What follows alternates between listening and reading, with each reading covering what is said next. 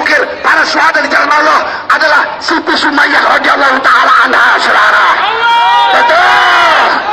Sehingga bagi para pejuang Islam tidak kaget kalau emak-emak tampil di garda terdepan untuk bangsa dan negara. Betul. Allahu Akbar. Yakin menang 2.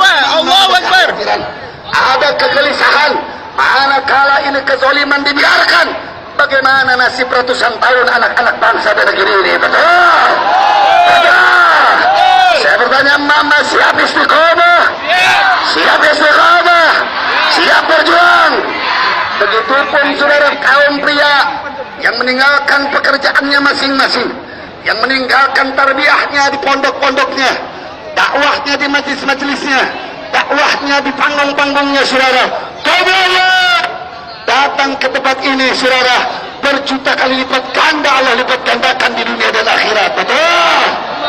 Dan saya yakin para agnia dan pengusaha yang semua mengeluarkan nafkahnya untuk takjil, untuk biaya jihad fi sabilillah, itu adalah juga mulia di sisi Allah Subhanahu wa taala.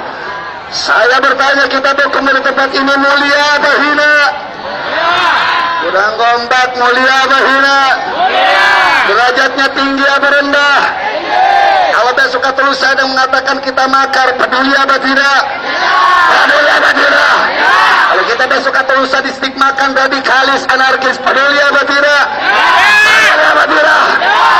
Oh, bisa katakan kami radikalis, anarkis, tapi demi Allah kami pejuang yang siap bela bangsa negara sampai tetes dalam penghabisan, saudara.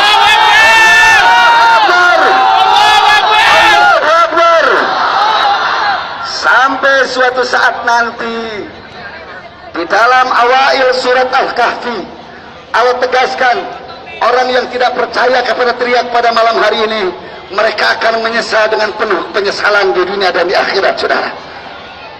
Mereka akan menyesal dengan penuh penyesalan di dunia dan akhirat. Itulah yang Allah firmankan di dalam Al-Quran awail surat Al-Kahfi, di mana Allah tegaskan, saudara, asafa, kami merasa menyesal akan seruan dakwah, akan seruan kejujuran, akan seruan perjuangan yang tidak diabaikan, saudara, di atas muka bumi ini.